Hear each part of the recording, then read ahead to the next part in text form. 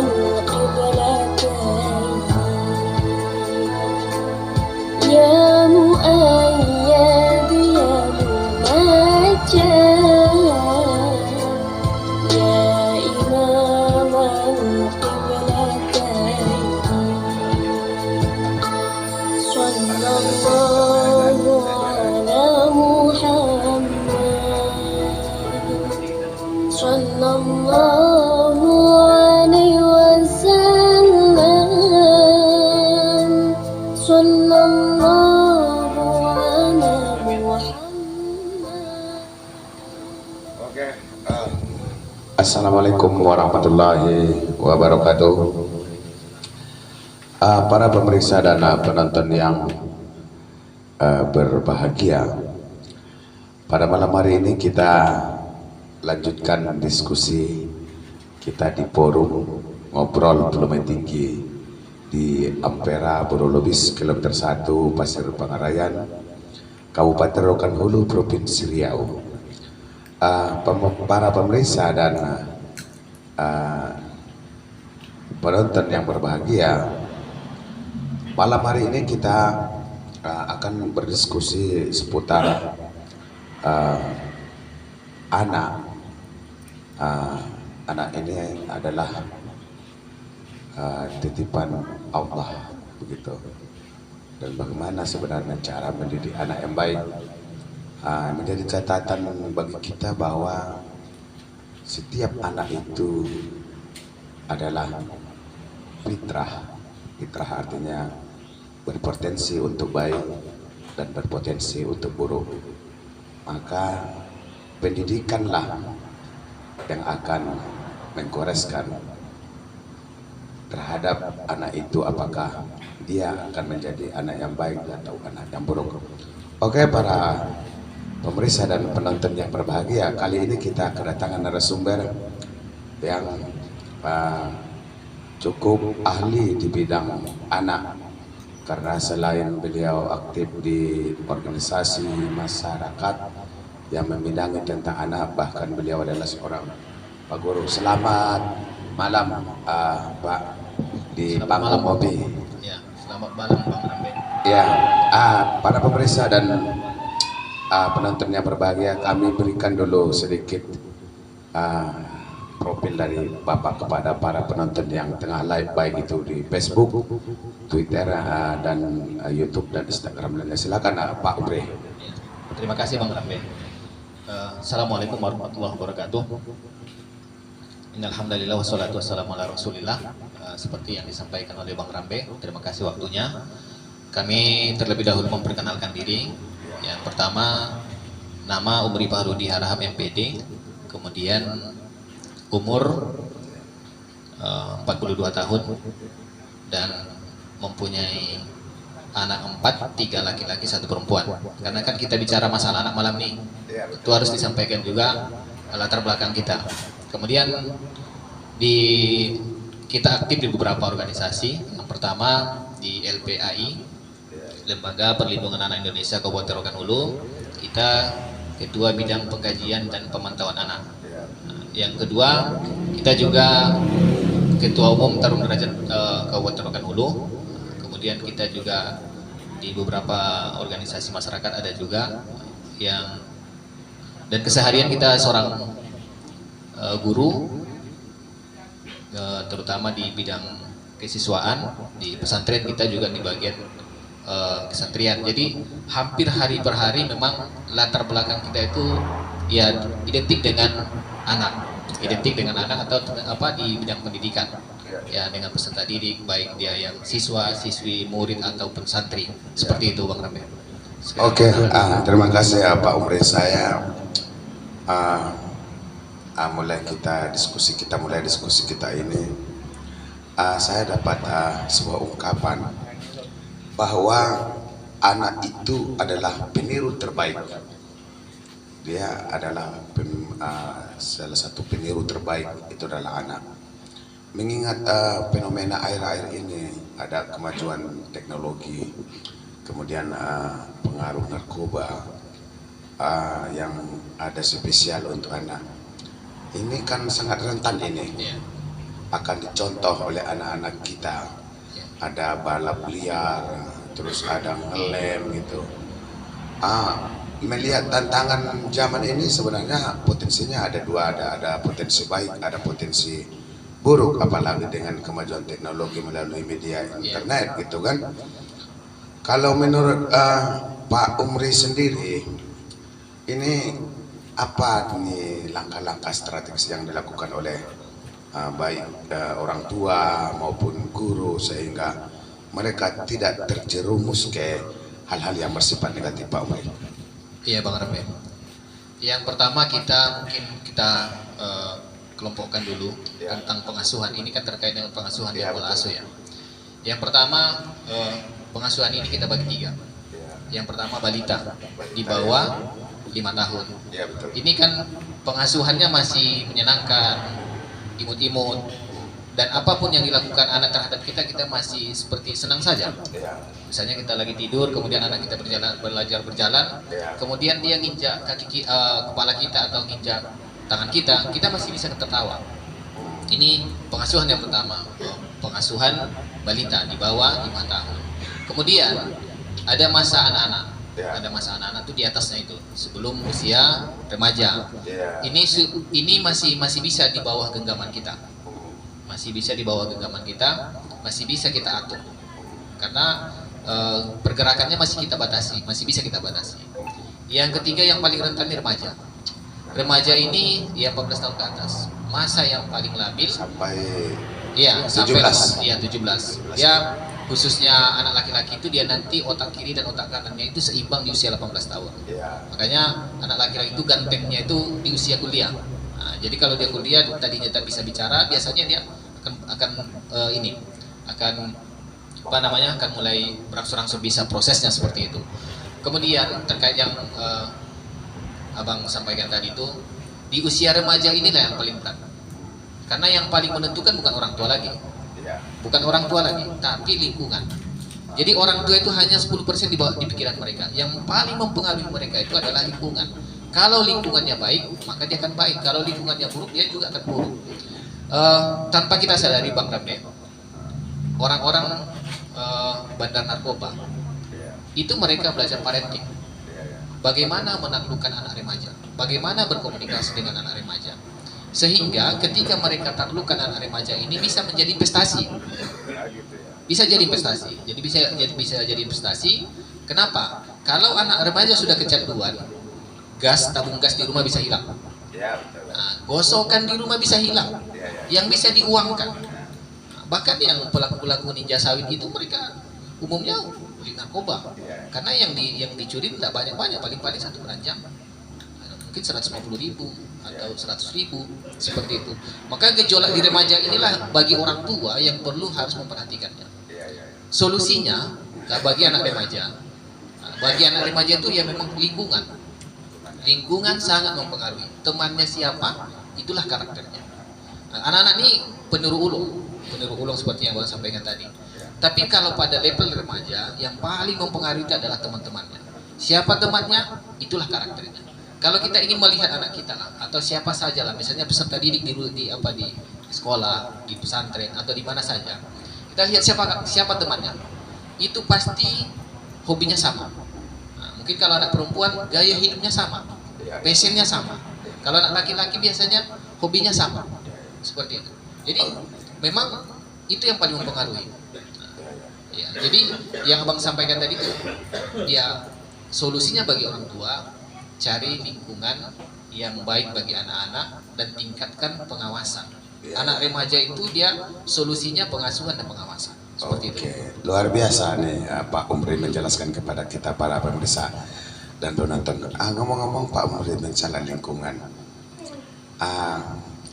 saya agak miris nih melihat kejadian-kejadian air ini. Seharusnya lingkungan itu yang memberikan perlindungan kepada beliau, kepada anak ini. Tidak jarang kita lihat itu di sekolah ada guru yang melakukan tindakan asusila, bahkan jadi korban seksual. Bahkan ada orang tua yang tega mengorbankan anaknya. Ini Apa yang terjadi di sini Pak Umri? Iya. Kalau anak-anak remaja ini kan Bang, pertama rentan dengan pergaulan bebas. Ya. Itu sekarang karena memang media disalahgunakan. Seharusnya kan memang digunakan dengan baik. Media ini pendukung kalau itu digunakan dengan baik. Itu satu. Yang kedua, yang pertama tadi yang di apa namanya, anak-anak remaja sekarang dihantui dengan pergaulan bebas. Ya. Yang kedua, kecanduan gadget. Kecanduan gadget. Nah, perlu kami sampaikan kecanduan gadget ini Bang. Mereka yang membuat game itu mereka belajar psikologi Bang. Ya, ya. Kenapa? Kenapa anak-anak suka kecanduan game? Ini perlu kami jelaskan. Begitu dia masuk ke game, dia udah disambut. Begitu dia bisa Bang, dia naik level. Begitu terus naik pakai bonus. Ini kan semua reward, penghargaan. Begitu dia sampai ke finish, dia dirayakan kemenangannya. Sementara dia di rumah, nah, ini yang hatinya kosong, sehingga dia ke game dia. Nah, kemudian yang ketiga tadi itu pergaulan narkoba. Nah, yang terakhir itu yang LGBT lah Bang. Jadi kasus-kasus yang terjadi di sekolah, ya kita tenaga pendidik ini kan mungkin sudah hampir sempurna dengan akal. Ya, maksud kita kan sekolah itu seharusnya menjadi tempat yang aman bagi seorang anak. Keluarga itu menjadi tempat yang aman bagi seorang anak. Tetapi ketika sekolah itu malah di sekolah itu, karena kita kerja akhir-akhir kejadiannya banyak. Seharusnya itu menjadi lingkungan yang aman bagi anak, tapi malah ya ini menjadi memang nggak banyak sih. Cuman kalau kita hitung kuantitasnya sudah mulai cukup banyak persoalan yang seharusnya anak itu aman di lingkungan itu tapi tidak didapatkannya begitu Pak Umri. Macam mana ini? Jadi ini kan Bang ini dia, aman tidaknya anak di lingkungan, termasuk di lingkungan pendidikan. Pendidikan itu kan identik dengan adanya tertib, adanya kode etik, adanya aturan kan seperti itu Bang ya. Dan realita yang kita hadapi dengan banyaknya pemberitaan yang sekarang ini, ya tidak tertutup kemungkinan kan yang banyak terjadi ini kan pelecehan, ya mungkin melihat, ya ini banyak faktor Bang, termasuk mungkin kita anggaplah oknum ya, oknum lah. Ya, karena ya mungkin ya beberapa persen lah yang buat seperti itu. Cuman karena memang dia naik ke media, sehingga ini kan jadi momok bagi masyarakat ya, bagi orang tua bahwa menyekolahkan anak itu belum tentu jaminannya aman gitu. Jadi persoalan itu Bang, mungkin kembali ke oknum. Mungkin dia dengan gaya hidupnya atau tontonannya, sehingga menjadi imajinasi bagi dia, atau mungkin ada kelainan seperti itu. Ada kelainan sehingga ya anak-anak ini kan di bawah naungan kita, mudah kita tekan dengan adanya otoritas kita terhadap anak-anak di sekolah, sehingga anak-anak ini ya banyak hal yang ditakutkannya. Mungkin dia takut tinggal kelas atau nilainya bagaimana seperti itu. Mungkin disinilah letaknya. Kembali lagi mungkin Bang, itu oknum. Kalau Pak Umri ada datanya di Kabupaten Rokan Hulu yang sekolah sekolah itu dapat ada kejadian hal-hal mungkin Bang Rambe paham orang-orang media itu yang paling data paham nggak ada ya data gitu ya. Yang paling paham. Tapi itu banyak kita lihatnya di berbagai media. Oke, para pemirsa dan penonton yang berbahagia, kami undang untuk berpartisipasi. Silakan berikan pertanyaan kepada Pak Umri Harahap MPD. Beliau ini sudah seorang pendidik yang sudah puluhan tahun Pak ya.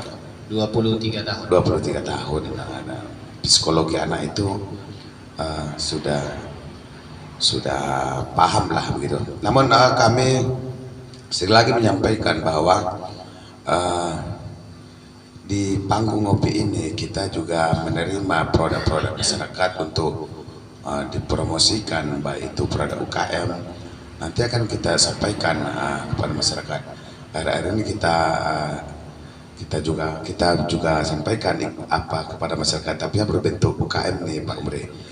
Oke, Pak Umri, kita lanjutkan diskusi kita. Saya ada ungkapan begini Pak Umri. Belajarlah di waktu kecil. Artinya itu lebih mudah. daripada belajar di waktu besar. Ya. Pak Muri pernah dengarkan kata-kata ini? Ya. Ya, Sering. gimana Pak Muri memahami Iya. filosofi itu? Belajar di waktu kecil itu kan Bang, Bagaikan mengukir di atas batu. di atas gitu. ya, di atas batu. Ya. Kalau Lama belajar di prosesnya. waktu besar itu bagaikan mengukir di atas air. Iya. Gitu. Ini maknanya macam mana? Pak? Bahkan ada yang seperti ini Bang. Siapa yang bertumbuh kembang di atas kebiasaan, maka dia akan beruban dengan kebiasaan itu. Dan siapa yang beruban di atas kebiasaan, dia akan mati dengan kebiasaan itu. Artinya apa? Pembiasaan itu dari kecil. Pembiasaan itu kan itu sejalan dengan yang disampaikan tadi, itu belajar di waktu kecil seperti mungkin di atas batu. Lama lengketnya. Karena memang proses belajar itu kan di waktu kecil itu belum banyak yang dipikirkannya. Sebenarnya kemampuan manusia itu sampai tua pun masih bisa. Cuman seiring banyaknya pikiran kita, apalagi kita misalnya masuk dalam kategori manusia dewasa di atas 40, pikiran kita udah bercabang. Makanya saat yang paling tepat itu belajar di waktu kecil. Nah, karena dia nanti ada pembelajaran itu kan yang bagus itu pembiasaan, kemudian bertahap, kemudian ada target. Seperti itu. Apalagi misalnya di bawah di bawah 18 tahun itu, ya memang harus seperti itu. Harus memang, makanya ada wajib belajar itu ya. Seperti itu. Makanya pentingnya bagi anak-anak kita, peserta didik kita itu menggunakan waktu yang tepat itu di waktu kecil itu memang seperti itu. Karena nanti itulah yang akan tertanam di pikiran dia setelah dia besar itu. Sesungguhnya pendidikan itu proses. Nah, kalau prosesnya bagus, maka hasilnya juga akan bagus. Dan sebaliknya juga gitu. Artinya tidak hanya mentransfer ilmu, tetapi mendidik dia menjadi berkarakter, berakhlak, gitu Pak ya. Agamanya bagus, apalagi tadi daerah Dulu kan. Oke Pak Muris, ini kita dapat masukan nih dari penonton kita nih di media sosial. Bagaimana cara membatasi lingkungan yang dimana lingkungan itu sangat ekstrim? Komentarnya, iya. Pak Ade ya. Pak Ade ya. Iya. Ini kan ada pertanyaan nih, bagaimana mengatasi lingkungan yang ekstrim? Kita mungkin yang lahir di generasi 70-an, 80-an, atau 90-an, kita masih terbentengi dengan lingkungan. Nah, kita mungkin dulu kalau misalnya ada sesuatu yang salah, paman kita atau siapalah masih bisa menegur kita. Hari ini tidak bisa seperti itu. Apalagi misalnya dengan kondisi yang ada sekarang nih, beban orang tua untuk mengawasi anak, menurut kami memang tugas yang sangat berat. Tidak bisa sepenuhnya diserahkan kepada sekolah atau kepada guru, tenaga pendidik seperti itu.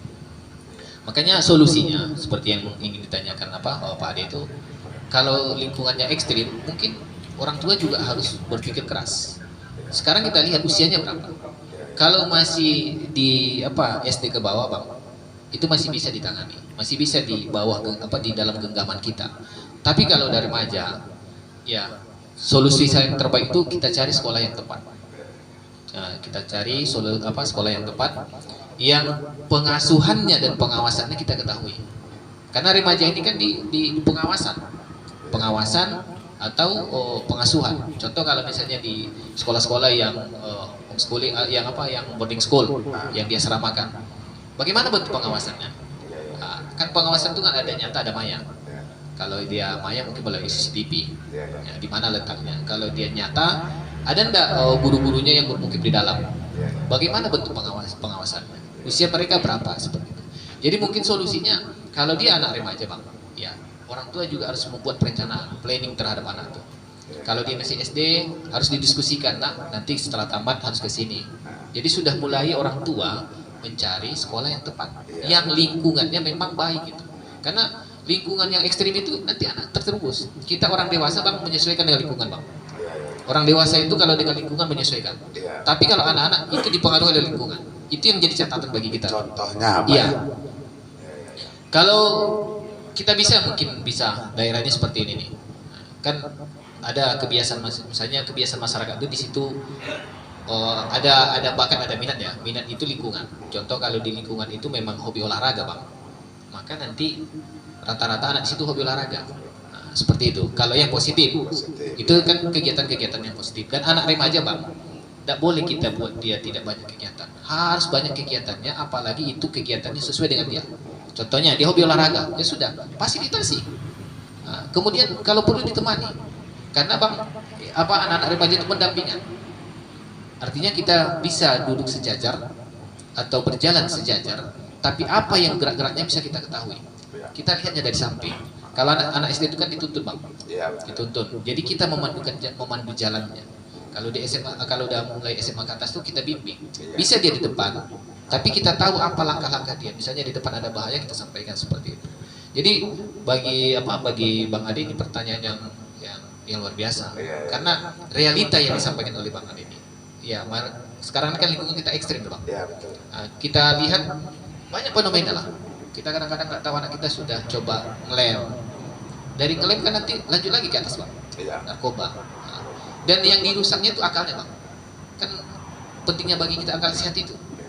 Kalau dia udah kena narkoba, berarti yang dirusaknya akal sehat. Sehingga ketika rusak akal sehatnya, yang baik nggak bisa diterima. Seperti itu kondisinya. Oke, luar biasa penjelasannya. Ngomong-ngomong nih Pak Umri, tentang pendidikan anak ini di sekolah, ya kan? Saya dapat informasi bahwa Bapak dapat penghargaan ya baru tentang perundungan atau bullying. Gimana kisahnya itu Pak? Atau gimana ceritanya? Apa sebenarnya? Narasumber bullying ya. Bullying, Apa gimana namanya? itu Pak? Perundungan di LPAI. Maksudnya itu kita sering sosialisasi ke sekolah. Iya. Ya, kita sosialisasikan ke sekolah tuh bahaya perundungan, bahaya bullying.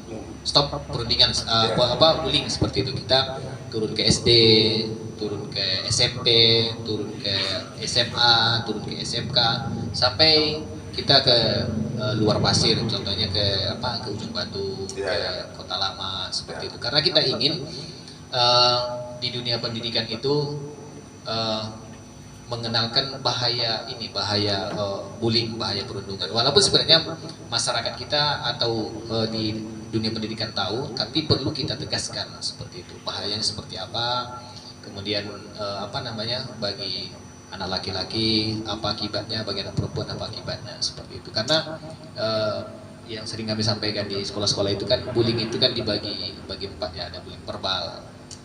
Nah, itu melalui kata-kata dan tulisan. Kata-kata itu kan bang tajam ya, salah kata tajam ke hati gitu ya. Sehingga kalau nggak cocok, banyak laki-laki gara-gara kata-kata yang meruntuhkan harga dirinya, akhirnya terjadi hal-hal yang tidak diinginkan seperti itu. Kemudian ada bullying fisik. Bullying fisik ini kan nampar, kemudian berkelahi, mukul, nendang, itu kan semua tawuran.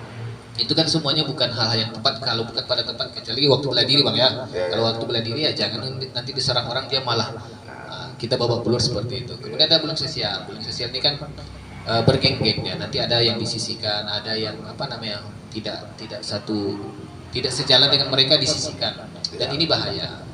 Dan yang paling ini kan cyber online ya. Ya, ini yang paling banyak di dunia maya, di Instagram, di WA, di Facebook, kan seperti itu bang ya.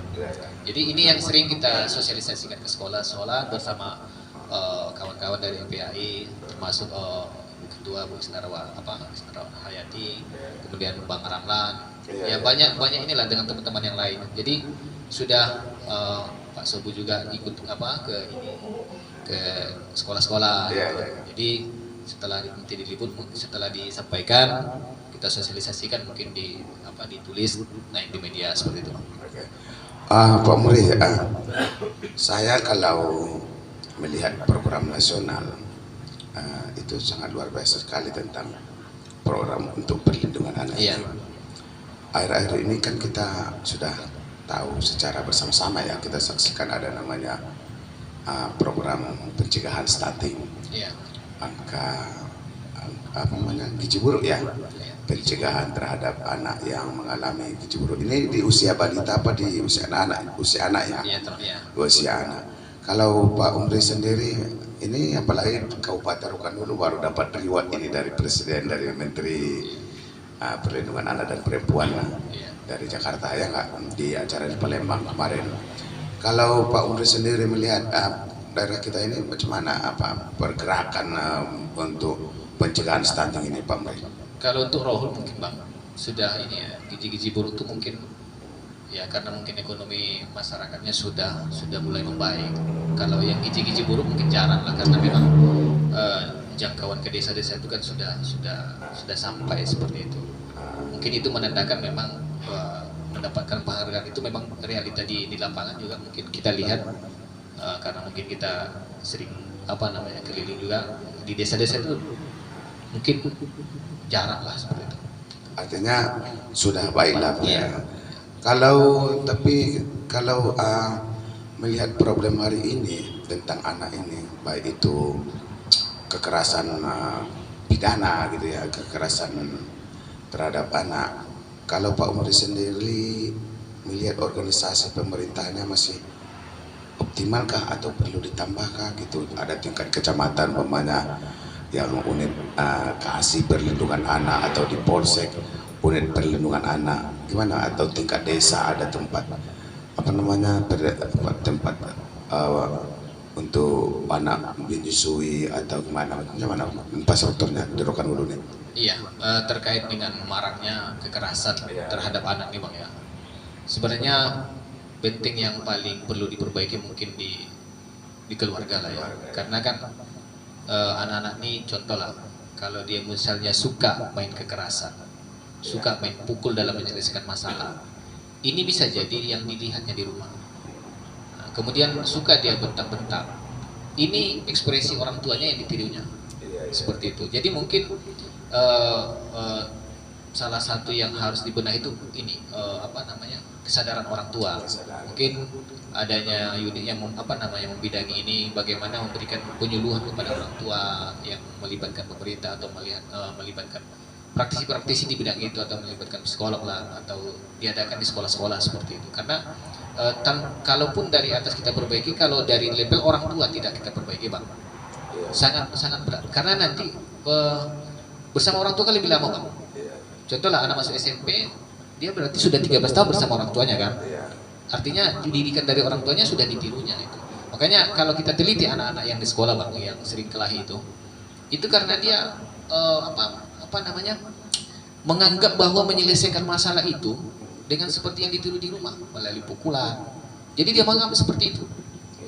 Jadi mungkin di sini yang harus termasuk mungkin Bang, ketika ketika misalnya menikah kan ada yang di gua itu ketika Bang, yang penyuluhan. Iya, penyuluhan. Termasuk mungkin disampaikan juga di situ bagaimana menghadapi anak, bagaimana mendidik anak, bagaimana kewajiban ayah terhadap ini. Kita ini Bang termasuk daerah paderles ya. Paderles itu kekurangan figur ayah. Jadi pendidikan itu kadang sepenuhnya diserahkan ke ibu. Kita laki-laki hanya memberikan nafkah sepenuhnya, kasih uang udah selesai. Makanya anak-anak kan lebih segan ke ayah. Makanya ada penelitian pada kita negara paderles kekurangan figur ayah itu. Makanya anak-anak yang sering sering bermasalah itu di situ. Artinya infrastruktur perlindungan anak hari ini yang disediakan oleh pemerintah sudah cukup, tapi pengoptimalan di level keluarga. Karena itu tongkat Iya, oke. Pemeriksa dan penonton yang berbahagia, saya mau tanya satu lagi nih sama Bapak sebelum Bapak membuat penutup dari pertemuan kita, karena waktu kita sangat terbatas diskusi ini Pak. Iya. Ada ungkapan, apakah ini adil atau tidak, anak durhaka. Tidak pernah ada bapak durhaka atau ibu durhaka. Saya mau Pak Umri menjelaskan apa sebenarnya, kenapa harus anak durhaka kan gitu. Ya. Jadi kenapa anak durhaka? Kita juga lihat ke kita sebagai orang tua. Kenapa dia seperti itu? Bisa jadi hak-hak dia di waktu kecil ada yang kita abaikan, sehingga kita di mata dia bukannya baik, tapi justru sebaliknya. Ini perlu kita pertanyakan, karena ada ungkapan al-jaza'u min jinsil amal ya, balasan sesuai dengan perbuatan. Jadi kalau kita misalnya lakukan kebaikan terhadap kita, kita asuh dia dengan baik, kemudian kita kita didik dengan baik, kemudian hak-hak yang wajar atau hak-haknya kita kasih, itu di masa tua kita, ketika masa tua, maka kita akan mendapatkan manfaatnya. Karena kenapa dia durhaka, kan tanda tanya, Pak. Kalau kita lihat lebih banyak anak yang berbakti atau yang durhaka, kan masih lebih banyak yang berbakti daripada yang durhaka. Cuman kan yang sering kita umpamakan itu anak yang durhaka gitu kan. Mestinya kan yang dikasih contoh anak-anak yang berbakti gitu. Banyak kisah-kisah yang anak-anak berbakti seperti itu. Seperti Uwais Al-Qarni, bagaimana dia menggendong ibunya dari Yaman sampai ke Madinah. Kalau diperkirakan sekitar 400 km. Dia seperti itu bukan langsung kuat, tapi dia melakukan melatih kekuatan badannya dengan mengangkat anak domba, naik bukit, turun bukit, sehingga daya tahannya bertahan seperti itu. Banyak kisah-kisah anak-anak yang berbakti. Maka mungkin inilah yang harus kita sampaikan ke anak-anak kita tentang anak-anak yang berbakti kepada orang tuanya. Kalau yang durhaka tadi itu, Bang, kita runut ke belakang. Anak itu kan fitrah, Bang. Kitalah yang menggores-goresnya seperti itu. Kitalah yang menggores-goresnya. Kadang-kadang kita kenapa anak saya durhaka? Kita juga lihat durhaka. Apa yang sudah kita berikan kepada dia, Bang? Seperti itu. Oke, luar biasa. Ya, yang populernya itu anak durhaka, bukan anak berbakti. Ya gak, para penonton dan pemeriksa. Ungkapan yang paling banyak kita dengar itu anak durhaka. Anak durhaka. Seharusnya yang kita framing itu anak berbakti. Anak berbakti, waladun solihun, itu kalau dalam bahasa Arabnya. Iya. Oke Pak Umri, karena waktu sangat terbatas dan sudah dikasih oleh manajemen tadi bagi kita hanya 10 menit. Tadi sudah sampai 5 menit tentang membahas anak durhaka. Silakan closing statement 5 menit lagi Pak Umri. Iya, closing. Seperti yang kami sampaikan tadi, ada ungkapan itu al-jaza'u min jinsil amal, balasan sesuai dengan perbuatan.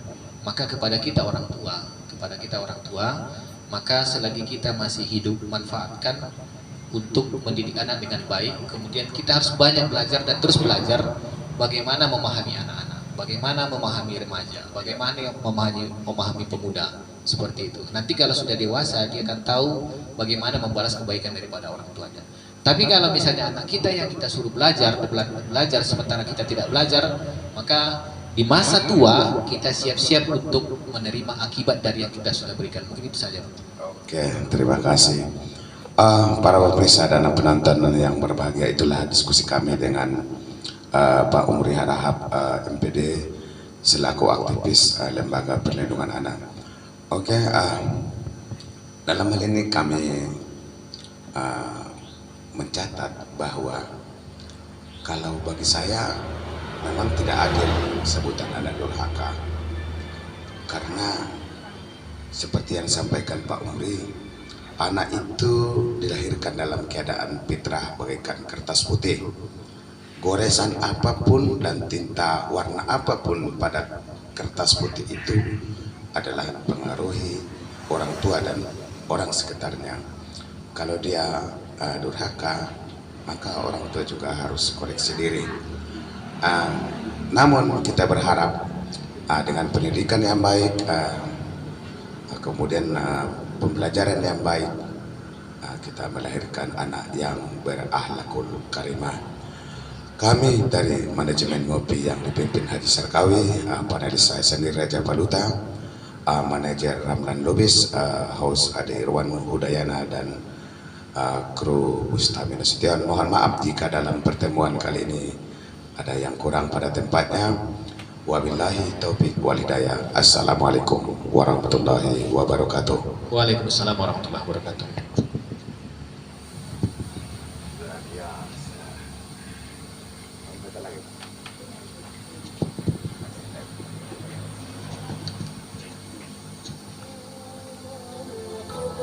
Yeah.